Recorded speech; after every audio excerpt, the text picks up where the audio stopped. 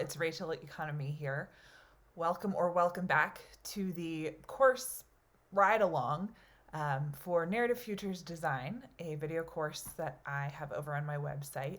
I'm going through each of the sections of the video course and doing one activity from them to give you both a taste of what the course is like and to let you do the activities and access some of the content and get a sense if you are wanting and needing more, if the course would be really helpful for you right now. I'm also doing it because I need to do it. I realized in the first video of this series, I did the symptom tracker and mapping urgency and importance of different questions, problems, and goals. And it really indicated that it was narrative futures design time. So you can use that tool as well. But in this video, we are looking at lesson 3, section 3, which is the actual narrative practices. And as you'll hear in the section intro, these come from a lot of different places, including narrative therapy world and futures thinking world, as well as speculative fiction and art. So there's some writing prompts in here, there's some creative prompts in here, whatever medium you want to do them in. They are guided, so if that's not your comfort zone, don't worry. But the one I wanted to share with you right now is actually, I just watched it, is actually a guided visualization. And the reason I wanted to share it is so you can actually just do it with me. I just went through it once because I didn't want to do, there's a pause point in the video where you just pause and visualize on your own. And I didn't want to do that and make this video too long. So I'm going to play the guided visualization for you, and you can go through it with me and learn what it has to offer.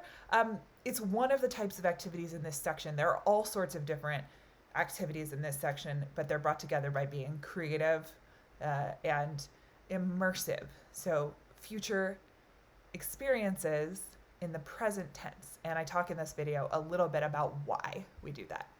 So I'm going to cue this up now. Here we go. We're going to start here with a future visualization practice. And the idea is to just go ahead and get your feet wet, start to experience the practice of narrative futures design, and then we'll zoom out and talk more about the big picture. What is this practice? What is it for? So I'd invite you to grab a paper and a pen and a comfortable place to sit, and set a timer for about 5 minutes before you go into the visualization. And to be clear, this is a sensory practice, so it doesn't have to be sight, whether that's not your way of thinking or you don't have access to that sense, that's fine.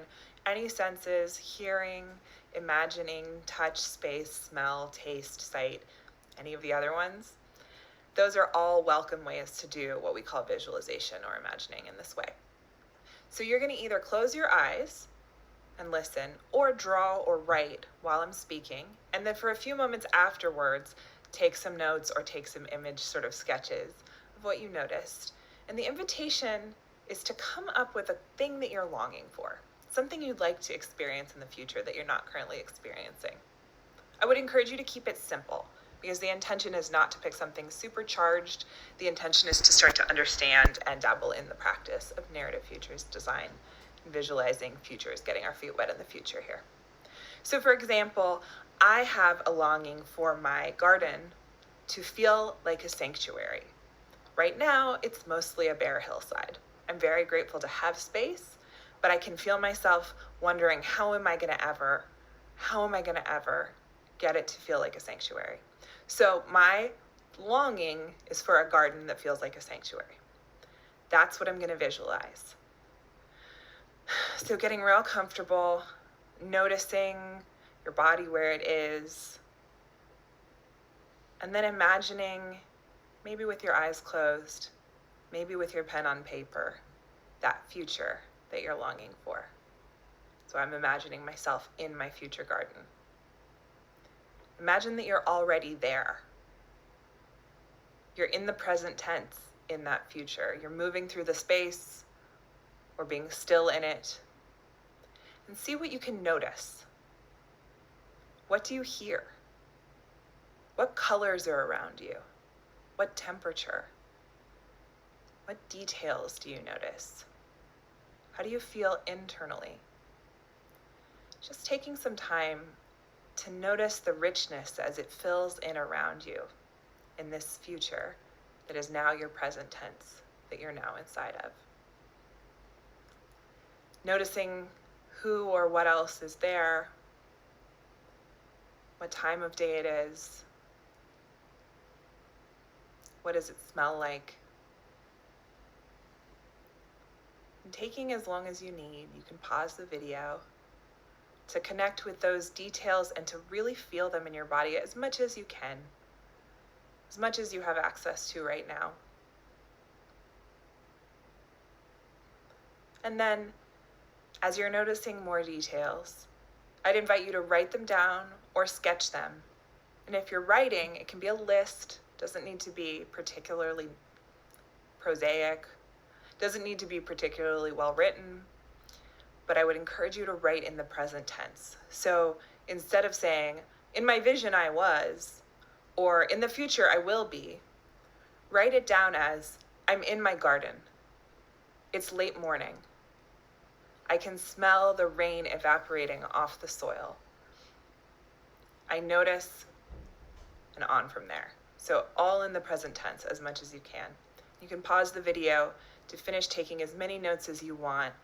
You're really creating a map to get yourself back into that feeling of being in the present tense in the future that you want. So welcome back if you paused. This is a quick version of a visualization practice that you can extend for a much longer period of time. You can write or draw in much greater detail. You can use other media that feel right for your creativity or your body, digital, analog, whatever works for you. But why do we do this? And why did I ask you to do it in the present tense? A lot of the time, especially with big picture futures design, there's a thinking barrier that we can run into that doesn't always show up with small project-based design, but can really come down hard with this big picture futures thinking of a barrier of like, well, I don't know how we're going to get there. We're not there yet. And the instinct is to figure out how to get there. The invitation and really the brain and body science of this practice is to bypass that and to access in the somatic sensory systems in our body what it is like to already be there. And this is where we see design start to connect up with narrative already, right? These practices of sensory description, of details, of immersive story or immersive scene are practices that we get from the narrative world, whether that's fiction books or narrative therapy. All right. So thank you for joining me on that. And if you want to learn more or take the course, it is over at racheleconomy.com/classes.